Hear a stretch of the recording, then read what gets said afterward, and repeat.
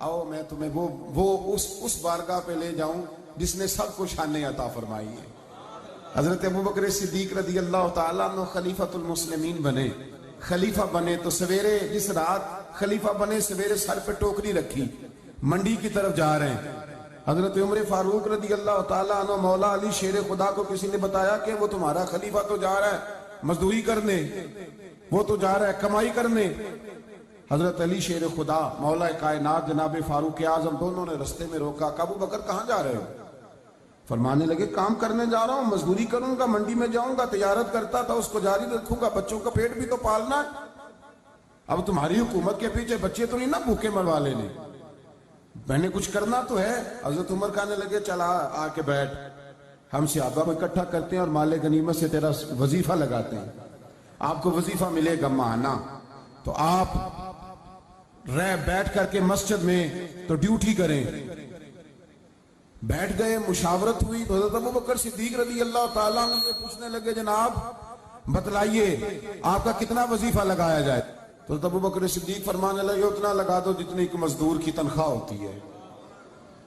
तो एक सहाबी बोल के बड़े मीठे और धीमे लहजे में कहने लगे अबू बकर अगर तेरा गुजारा ना हुआ तो, अगर तेरा गुजारा ना हुआ तो हज़रत अबू बकर सिद्दीक फरमाने लगे अगर मेरा गुजारा ना हुआ तो मैं मजदूरों की तनख्वाह में इजाफा कर दूंगा, अगर मजदूरों के घर चलने लगेंगे तो मेरा भी चलेगा, मैं उनकी तनख्वाहें बढ़ाऊंगा सिर्फ अपनी।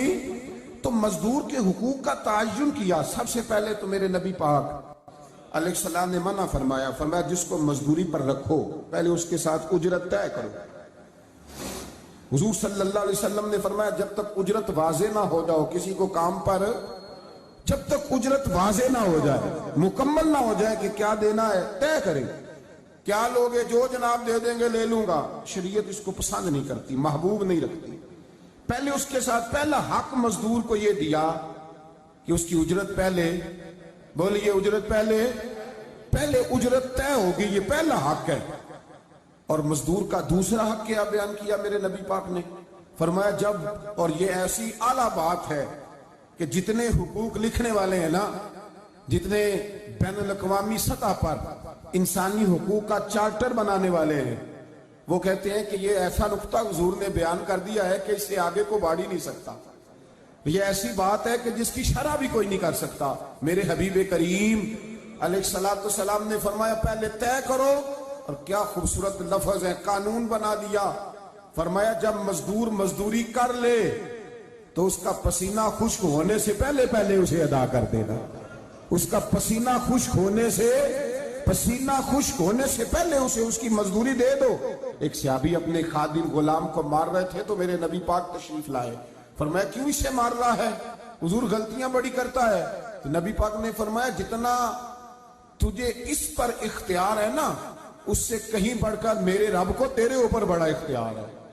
कहा हुजूर ये बड़ी गलती करता है, मैं आखिर कितना माफ करूं? तो हुजूर ने फरमाया उतना माफ कर जितना मेरा रब तुझे माफ फरमाता है।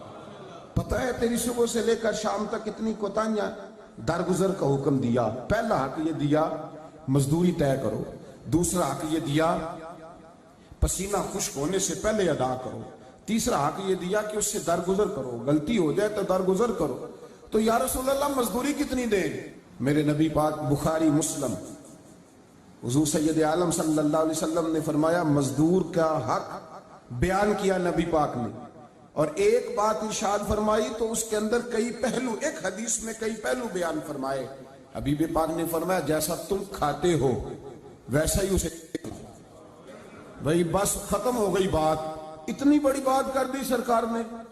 कभी देखा है आपने कि मजदूर को ऐसे खिलाया जा रहा हो जैसा मालिक खा रहे हैं?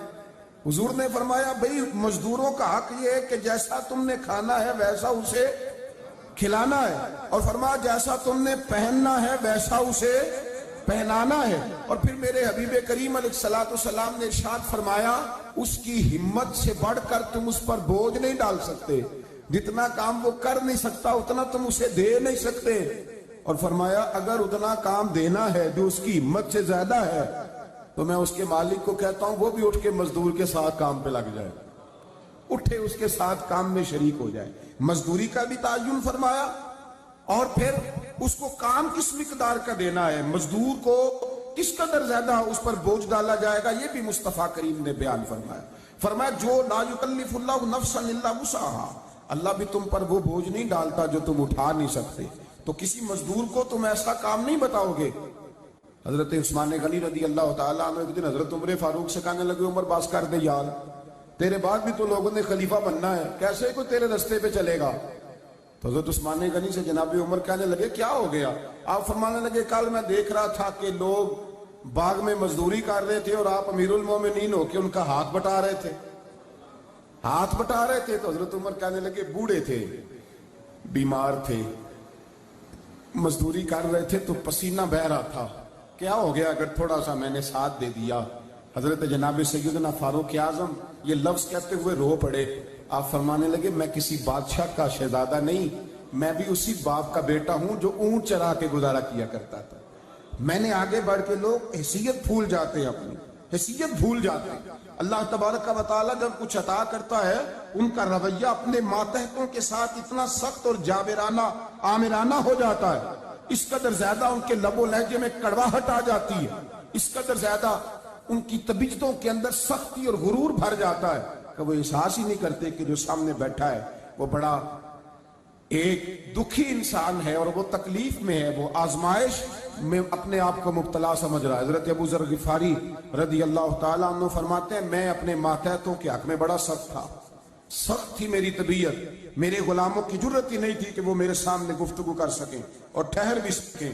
فرماتے ہیں جس دن میں کلمہ پڑھنے گیا، جس دن میں حضور کی بارگاہ میں، تو میں نے کہا حضور کوئی خاص نصیحت؟ تو نبی پاک نے فرمایا میری نصیحت تیرے لیے یہ ہے کہ جیسا تو نے کھانا ہے ویسا ہی غلام کو کھلانا ہے، جیسا تو نے پہننا ہے ویسا ہی غلام کو پہنانا ہے۔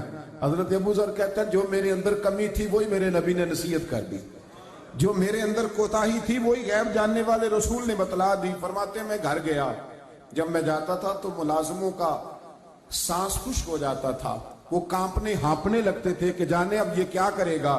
حضرت ابو ذر غفاری فرماتے میں گیا، ایک شخص سے میں نے کہا کھانا پکاؤ، کھانا پکایا، دسترخوان پہ لگایا اور اپنے سارے ملازموں کو کہا آؤ یار میرے ساتھ بیٹھ کے روٹی کھاؤ، آؤ سارے میرے ساتھ بیٹھ کے کھانا کھاؤ۔ فرماتے ہیں انہوں نے کھانا کھایا، پھر میں ان کو بازار لے گیا، جیسے کپڑے میں پہنتا تھا ویسے میں نے ان کے لیے بھی خریدے۔